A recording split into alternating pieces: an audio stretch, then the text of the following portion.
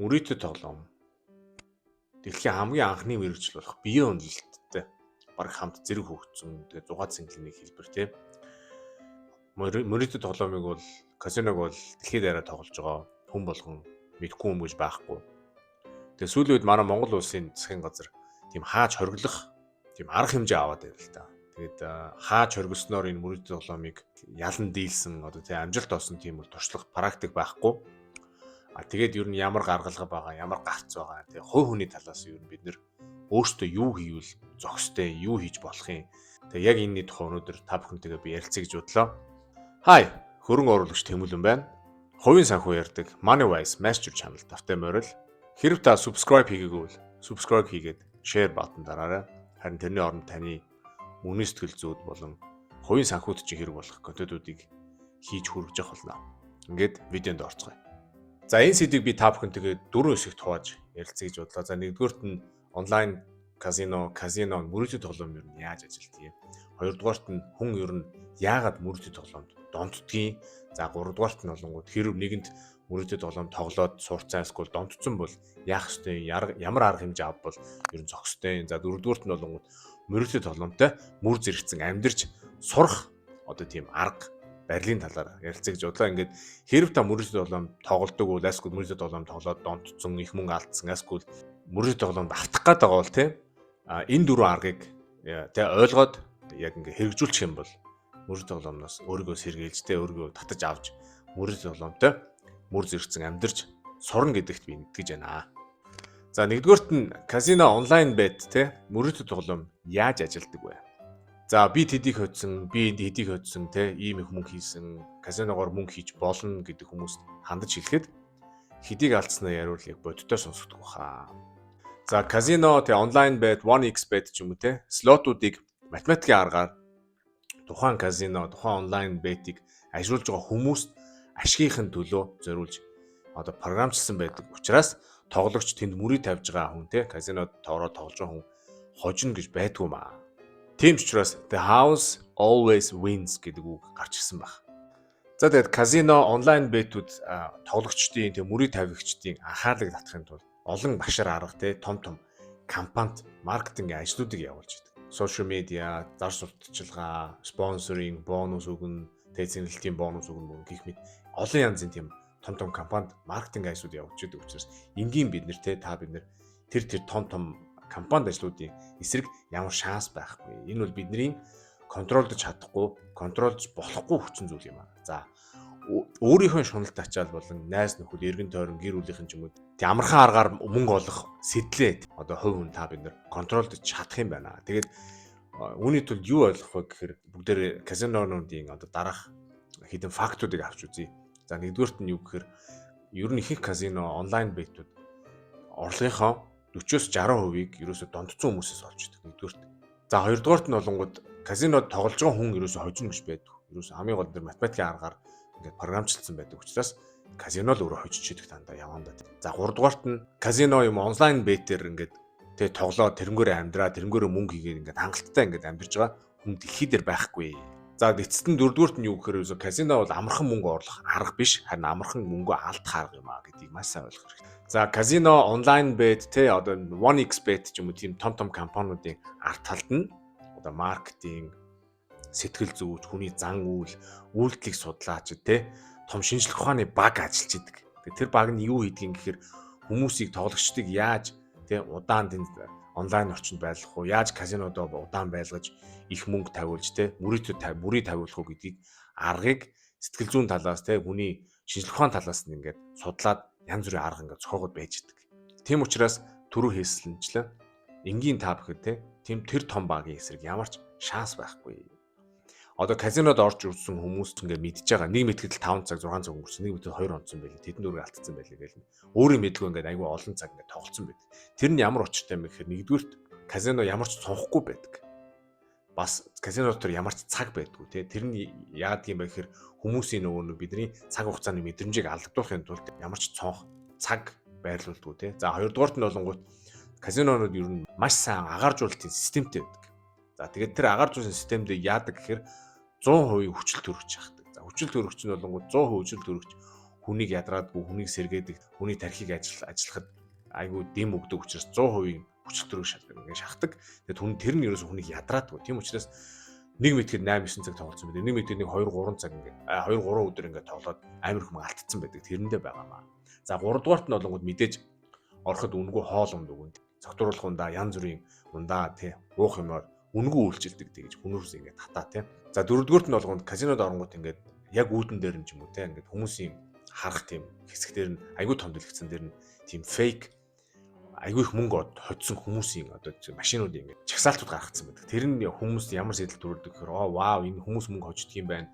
Айгүй их мөнгөөр нь хождог юм байна. Мэдээж хождог хүмүүс байгаа. Тэгээд хамгийн ихэнхдээ ер нь хүмүүс мөнгө алддаг та бид өдөр мэдчихэж байгаа. За бас нөгөө талаас онлайн бет 1xbet ч юм уу онлайнаар ингээд захимаар ингэж тоглуулдаг бас олон казинод байдаг. Тэд нар бас мэдээж биднийг анхаарлыг татаж тоглуулахыг мэдээж оролдоно. Энэ тентхийн янз бүрийн ивентүүдийг ивент итгэн спонсоринг хийн, янз бүрийн маркетинг зар сурталчилгаа явуулна. Ямар аргууд ашигладаг гэхээр нэгдүгürt нь бонус өгж, тийм нөгөө бонус reward өгж те үнж одоо тоглогчийн бонус өгж, сэнгэлтийн бонус өгж биднийг бас татдаг байгаа. За нэгдүгürt. За мэдээж хиймэл оюун ухаанаар янз бүрийн зар сурталчилгааг биднийг олж харах хуйцаар тэгж байрлуулдаг байгаа. За 3 дугаарт нь мэдээж анхандаа те хожиж болдго юм байна. Жохон мөнгө хожиж болох юм байна гэдэг сэтгэл төрүүлдэг те. Анх орж байгаа хүмүүст айгүй их мөнгө хождог ч юм уу тийм хиймэл сэтгэл төрүүлдэг. За 4 дугаарт нь мэдээж хэрэг хүн мөнгө тодорхой хэмжээний мөнгө хожижлоо гэж ботход гаргаж авахд жохон хэцүү байд юм уу те. Зэнэлэгтээ мангар амархан one click ч юм уу тийм хиймэрхүү зэнэлчгуудаа гаргаж авах болонгууд айгүй олон тийм шатал дараалал ингээл документ янз бүрийн юм ингээл яагаад identify хийн ингээл тийм хэцүү болгодог учраас хүмүүс мөнгө гаргаж чаддгүй тэгээ тогсороход мөнгө алддаг. Тэр нь ерөөсөө бидний сэтгэл зүйдээр бас тоглолт хийж байгаа нэг жишээ. За 2 дугаарт нь хүмүүс ер нь яагаад мөрөдөд тоглоом гэдэг юм донтдог юм бэ? Донтолт гэдэг нь юуны түрүүнд та бидний хэр ухаантай, хэр ухаангүй, хэдийн IQ-тай, ямар сургуульд төгссөн, ямар хүн байхаас шалтгааллахгүй, тэрэнд ямар ч хамаагүй. За донтолт гэдэг бол ерөөсөө бидний ад жаргалын гормон гэж ярьдаг допаминтай холбоотой юм аа. За допамин гэдэг бодис те одоо бидний ярьдгаар ад жаргалын гормон гэдэг бодис бидний тархинд юунд нөлөөлдөг, ямар үр гүйцэтгэдэг юм бэ гэхээр мэдээж урамшууллын системд урам зориг, мотивац, таашаал энэ зэрэгт маш чухал үр гүйцэтгэдэг. Тэрнээс гадна сэтгэл хөдлөл, те шийдвэр гаргах, суралцах, хөдөлгөөнийг зохицуулахад допамин гэдэг бодис маш чухал үр гүйцэтгэдэг. За хүмүүс бид нэр мэдээж допамины хэмжээ ингээ багасаад ирэхээр жоох ууртай болно, жоох сэтгэл готролд орно, жоох ингээ тавгүй байдалд орно, найз төрөх ч юм уу те. Тэгээ заримдаа бид ингээ өсгөөр ингээ жоохон ууртай болдгийг шүү дээ. Ер нь ингээл жоохон тавгуутаал. Тэнгүүд нэх гой хоол идэл, нэх гой амттай юм идчихэнгүүд нэх гой ингээ сэтгэл онгоогоо гой болчихдээ шүү дээ те. Тэр нь юу гэсэн үг юм бэ гэхээр таны тархинд допамины левел, допамины хэмжээ чинь дээшээ өсөд хэвийн хэмжээнд очсон байна. Тийм учраас танд таашаал, сэтгэл хангамж тийм гоё юм мэдрэмж төрж байгаамаа. За тэгвэл ямар хүмүүс мөрөдөд тоглоомд донтох аюулт ойрхон байдгийн бэ гэхээр те одоо neuroscience талаас нь тайлбарлахад допамин ад жаргалын гормон савлттай үуч юм уу янз бүрийн арх тамхины хамааралтай тийм өөр одоо донтолтын эмгэгтэй усуд ч юм уу те тэг альскул сэтгэл санаагаар унсан үедээ хүмүүс янз бүрийн тийм донтолтын мөрөдөд тоглоомд донтох аюултай байдгийн байна. Одоо те мэдээж тухайн хүний амархан мөнгө олъё гэсэн шунал тачаалсан мэдээж шалтгаална мөрөдөд тоглоом тоглохгүй те. Тэгэхдээ хамгийн гол нь мөрөдөд тоглоом гэдэг бол ерөөсөө допамин гэдэг бодистой холбоотой урамшуулалтай мотивац энэ таашаалын гормон учраас нэгт нарийн холбоотой байдаг. За тэгвэл яагаад мөрөдөд тоглоом хүнийг донтуулдаг вэ гэхээр ерөөсөө мөрөдөд тоглоом онлайн бет тэр хүний унтсан байгаа допамины хэмжээг дээцэгт нь хүргэж өгдөг. Түрүү ярьсанчлан мөрөдөд тоглоом тоглоход хүний одоо урамшууллын систем, урам зориг, мотивац таашаалын систем чухал нөлөөлдөг. Тэрийг допамины хэмжээг дээш нь өргөж өгдөг учраас хүн унтсан байгаа допаминыгаа өргөхийн тулд мөрөдөд тоглодог. Мөрөдөд тоглоод тэгээд мөнгө хожих үед, алдах үед тэр допамин хэсэг хугацаанд ихсээд тэгээд маш урт хугацаанд дараа нь буурдаг. Буурсан допамин сэтгэл готролд орсон үедээ тэрийгэ дахиад өргөхийн тулд мөрөдөд тоглодог. За ерөөсөө ингээл болоо хүн яаж донтдог вэ гэхээр ерөөсөө допамины хэмжээнээс болоод сэтгэл готорсон үедээ тоглож үзэл вау гоё юм байна мөнгө хожиж болох юм байна шунал тачаалдаад автагдаад тэгэд мэдээж 2 дугаарт тархинд нь химийн урал явагдчихдаг учраас хүнийг ялгадаггүй та IQ өндөртэй байна уу ямар сургууль төгссөн байна ямар ч хамаагүй яг тэгэхээр хүмүүс бидний тархинд бүгдээрээ яг адилхан уралд орж адилхан ажилладаг учраас ямар ч шанс байхгүй. За 3 дугаарт нь нэгэн донтцсон хүн яах ёстой юм бэ? За энд нь хэд хэдэн зүйл байгаа. Нэгдүгürt нь би өөрийгөө донтоо гэж хүлээн зөвшөөрөх хэрэгтэй. Мэдээж өөрийгөө донтой мөрөөдөл тоглоомчин гэж хүлээн зөвшөөрөхөд хэцүү. Энэ сэдв манай Монгол улсын нийгмийн хувьд нийгэмд маш табу сэдв байдаг учраас би ингээд мөрөөдөл тоглолтгоо гэж шууд ингээд хэлэхэд мэдээж хэцүү. Гэхдээ ерөөсөө энийг хүн өөрөө хүлээн зөвшөөрөхөөс түрүү бүгдээрээ ярилцсан те дандаа казино өөртөө хождог юм а гэж. Тэгвэл хизээ та казиног хожих вэ гэхээр ерөөсөө мөрөөдөл тоглоом тоглохоо болсон үедээ мөнгөө тэр казинод авчиж тушааха болсон үедээ казиног хожиж эхэлнэ. Энийг маш сайн ойлгох хэрэгтэй. За 3 дугаарт нь нэгэнт алдсан мөнгөө дахиж олж авнаа, шархаа нөхнөө гэд хүмүүс тоглоод байдаг. Энэ сэтлэр хэрүү цаашаа тоглоод шархаа нөхнөө гэд ингээд яваадах юм бол бид нэр улмал донтоод улмал их мөнгө алднаа. Тийм учраас нэгэнт алдсан мөнгөө тэгэд хаяад явуулах хэрэгтэй. За бас нэг юм нь гэрийнхэнтэйгээ, гэр бүлийнхэнтэйгээ, ойр дотныхынтойгоо ярилцах хэрэгтэй. Тэг би мөрөдөл тоглоомд орчлоо, ийм хэцүү байдалд орчлоо. Ингээд туслаач гэд тэднээс тусламж авах хэрэгтэй.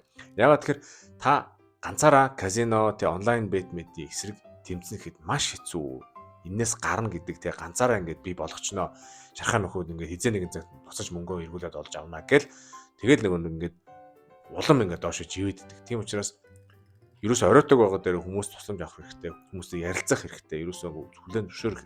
За тэрнээс гадна тэ мөрөөдөл тоглоом тоглоод, казино тоглоод амархан аргаар мөнгө олъё гэсэн тэ шунал тачаалтаа автаад ингээд их мөнгө алдсан үедээ тэр казино хулих байна уу? Тэр казино дараа нь янз бүрийн залилан хийсэн байна уу? Ерөөсөө хамаа байхгүй. Ерөөсөө л ингээд мөрөөдөл тоглоом тоглоод амархан мөнгө олъё гэсэн шийдвэр нь таны шийдвэр байсан учраас хүнд буруугаа авахгүйгээр өөрийнхөө шийдвэрийг хүлээн зөвшөөрөх хэрэгтэй.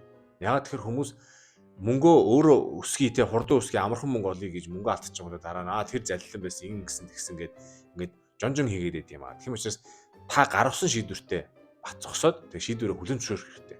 Мөрөд тоглосон, мөнгө алдсан, окей. Тэгээд цаашаа урагшаа алхах хэрэгтэй. Аргашаа харж болохгүй те. За тэгээд эцэст нь казино гэдэг газар бол амархан мөнгө хийдэг, хурдан мөнгө хийдэг газар бол биш ээ. Хэрвээ казино та мөрийг тавиад мөнгө хожоод мөнгө өсгөнө гэж бодж ивэл хол эндүрч байна. Юу хождог, хэн хождог гэхээр казино л өөртөө хожино, 1xbet л хожино, онлайн казино л өөртөө хожино. Энийг маш сайн ойлгох хэрэгтэй. Тэгээд тэрнээс гадна хүн төрлөختөн Марс руу том хөлөг онгоц явуулсан тий. Хүн явуулах гэж байна. Саран дээр хүн болгоцсон. Тим их ололт амжилт технологийн өндөр юм ингээд хийцэн хүмүүс зүгээр нэг бидний тарихаар ингээд наадаа тий. Биднийг яаж мөнгөө ингээд их алдуулах уу гэж тиймэрхүү юм програмчлахтайгаа байгаа шүү. Тим хүмүүс зөндөө байгаа шүү гэдгийг маш сайн ойлгох хэрэгтэй. Ерөөсөө тэнд аз гэсэн юм байхгүй. Тэрний ард талд ерөөсөө юу байдаг гэхээр математикийн хууль байдаг, програмчлал байдаг, математикийн аргууд байдаг. Тэгэл ерөөсөө болоо. Танд хожих ямар ч боломж байхгүй. За ингээд дөрөвдүгüүрт нь мөрөөдөл тоглоомтой мөр зэрэгцэн яаж амьдрах вэ? За тэгээд нэгэнт мөнгө алдаад өөрийгөө ингээд хүлээн зөвшөөрөөд би тоглодог юм байна, би донтцсон юм байна гэд болио гэд болчингууд тэр хүний донтолт нь арилжт юм бишээ. Яг тэр хүний тархинд одоо донтолтын улмаас холбоосууд ингээд үүссэн мэт. Тэгтээ дадал зуршил гэж ярьдаг. Холбоосууд үүсээд донтцсон байгаа учраас донтолт тиймүүд хурдан арилахгүй. Харин ч насан туршдаа тэр донтолт чинь байж гин. Тийм учраас хүмүүс донтсон хүмүүстэй казино тоглодог байсан хүмүүс тэр казино гэдэг юмтай хамтран мөр зэрэгцэн амьдрч сурах хэрэгтэй. Ингийн тулд яах ёстой юм бэ? Дараах аргуудыг амьдралдаа хэрэгжүүлээд ингээд сурчих юм бол танд мөрөөдөл тоглоом тоглоё, мөнгө өсгөе, тэгээ хурдан аргаар мөнгө олъё, одоо амархан аргаар мөнгө олъё гэсэн тийм сэтэл орж ирэхгүй. За мөрөөдөл тоглоомын донтолт нь ерөөсөө сэтлээс шалтгаалдаг тийм. Хэрэг хүн сэтлээ ингээд дараад сурчих юм бол хүний тарих ч гэсэн тэр сэтлийг дараад тэг шинэ холбоосууд үүсгээд тэгээд тэр мөрөөдөл тоглоом, донтолт, сэтэл гэдэг ямыг дараад тэгээд сүүлдээ ямар сонирхолгүй болгоод тийм шинэ холбоосууд үүсгээд мөрөөдөл тоглоомыг дарж сурдаг байгаа хүний тарих өөрөө. Тийм учраас ийм юм хийхийн тулд яах юм бэ гэхээр мэдээж нэгдүгээр дасгал хөдөлгөөн хийх. За дасгал хөдөлгөөн хийснээр спорт нь хүний биеийн тэнцвэртэй байдлыг хангаж идэг. Тэгээд спорт дасгал хөдөлгөөн хийдэг хүний сэтгэл санааны доктортой байдал, тайван байдал нь энгийн үнэхээс маш өндөр байдаг. За хоёр дахь арга нь болохоор хүн өөрийгөө завгүй байлгах хэрэгтэй. Ерөөсөө л хүн хийх юм авалж ядаал ингээд завтаа жоох ингээд байгаад ирэхэд толгойд янз бүрийн бодол орж ирдэг. Тэгээд та нар өөрсдөө мэдчихэж байгаа. За 3 дугаарт нь мэдээж өдөр болон 7 хоногоо төлөвлөж сурах хэрэгтэй. Хэрвээ та өдрөө юм уу 7 хоногоо ингээд төлөвлөчих юм бол өөрийгөө завгүй байлгана, хийд юм цагаа өрөөд хийд юм хийгээд уцаа ингээд майжаад ахгүй. Янз бүрийн сонин бодол толгойд орж ирэхгүй. Яагаад тэгэхээр завгүй бүх юм төлөвлөгөөний дагуу явж байгаа учраас мөрөдөд улам гэдэг таны бодолд орж ирэхгүй. За дөрөвдүгüүрт нь болонгууд хэрв таны эргэн тойрон те ойр дотны хүмүүс чинь тоглодог хүмүүс байх юм бол найз нөхөд ч юм уу тэр хүмүүсээс хол байгаарай. Ягаад тэгэхээр бидний эргэн тойронд ямар нэг юм тоглодог те тийм мөнгө хоцсон ингэсэн тэгсэн гэд буруу үлгэр дуурайл үзүүлээд байгаа хүмүүс тоглох сэтлийг төрүүлнэ. Нэг бол тэр хүмүүсээс хол байгаарай. Эсвэл хамтдаа те энэ дон одоо энэ мөрөд тоглоом гэдэг имийг давахын тулд хамтдаа ажиллаад хичээгээрэй. За 5 дугаарт нь мэдээж зар сурталчилгаа, маркетинг, янз бүрийн сошиал медиа, спонсоринг, мөрөд тоглоом гэдэг бол бидний амьдрал цаашдаа байсаар байх болно. Бид нар мөр зэрэгцэн амьдарч сурах хэрэгтэй. Тийм учраас хэрв танд тоглоё, тийм зар сурталчилгаа хараад янз бүрийн реклам хараад тоглоё гэсэн сэтэл төрүүл хамгийн түрүүнд өөрийгөө анхаарлыг өөр юмд хандуулах хэрэгтэй. Завгүй байх хэрэгтэй. Хүн ер нь хийх юм олж ядаад ингээл ер нь жоохон ингээд сэлгүүцэл жоохон завтай үедээ мөрийг тавиад тогломоор санагддаг. Тийм учраас палан гарах хэрэгтэй, завгүй байх хэрэгтэй, завгүй байлах хэрэгтэй, спортоо хичээлэх хэрэгтэй, паланд 7 хоногоо те өдрөө паландж те ингээд төлөвлөж сурах хэрэгтэй. Тэгснээр аажмаар тэр шин одоо дадалтаа тархиа сургаад тархичин шин холбоос үүсгээд тэгээд мөрөд тоглоом гэдгийг хүсгэж болно, ботхож болдог байгаа. За ингээд эцэст нь мөрөд тоглоомд донцсон хүний дон яг ингээд бүр арилна гэсэн үг биш. Тийм учраас бидний сурах ёстой зүйл нь юу гэхээр ерөөсө мөрөд тоглоом одоо зөвхөн мөрөд тоглоом биш, ер нь энэ донтолтуудын хэсэг хар тамхи арих тэ зүгээр тамхи янз бүрийн донтолтуудтай хамтарч ингээд амьдарч мөр зэрэгцээ амьдарч сурах нь чухал юм аа. За ингээд энэ хүртэл хамт байсан та бүхэндээ баярлалаа. Та бүхэн энэ видеоноос жоохон ч гэсэн өөртөө хэрэгтэй юм олж авсан байх гэж найдаж байна. Ингээд дараагийн дугаартаа би та бүхэндээ өшөө олон сонирхолтой бичлэгүүдийг хүргэх болно. Мөнгө нөөцөл зүй тэ хувийн санхүүгийн талаар өөрийн тийм мэдж авсан юмнуудаа ингээд та нартай хуваалцах болно.